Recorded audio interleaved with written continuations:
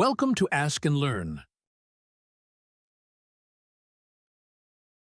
In this problem, we have a boom extending from a wall, very similar to some of the previous problems. It's attached to the wall with a ball joint, so we have forces in all three directions.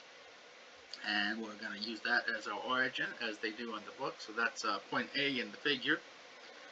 There are a couple of ropes attached to the other end of the boom, or the rod.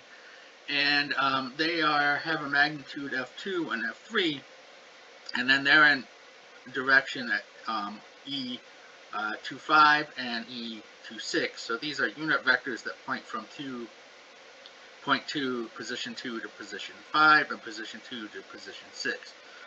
Position 2 is B in the figure, and that's 6 meters in the x direction from the origin.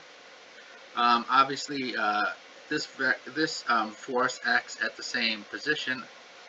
In fact, we could have combined these into one force vector because they act at the same point.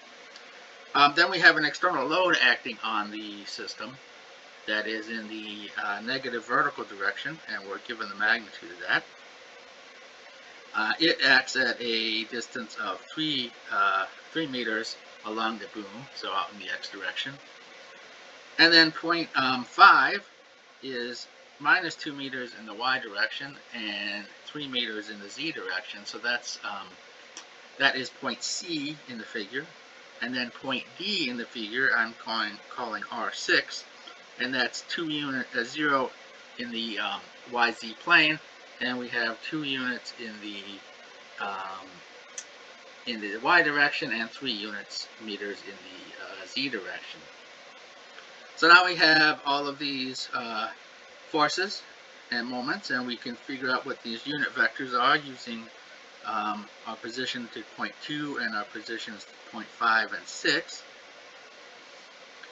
So we can sum the 4 forces and set them, all the components equal to 0, and sum the moments generated from those forces and set their components equal to 0.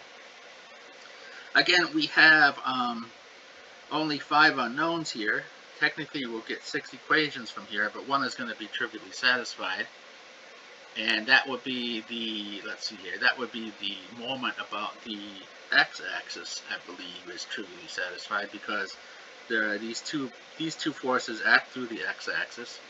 And this force, basically all these forces act through the x-axis, so there's no moment generated about the x-axis in this problem.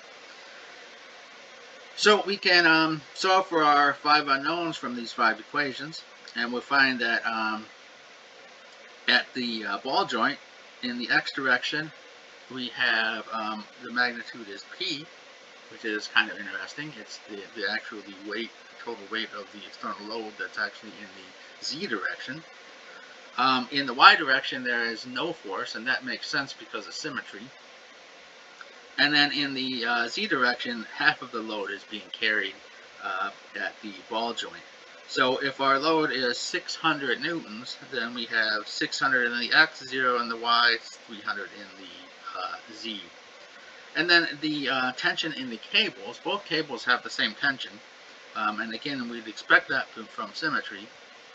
And their magnitude is 7/12 P. And if P is 600 newtons, then each of those has a tension of 350 newtons.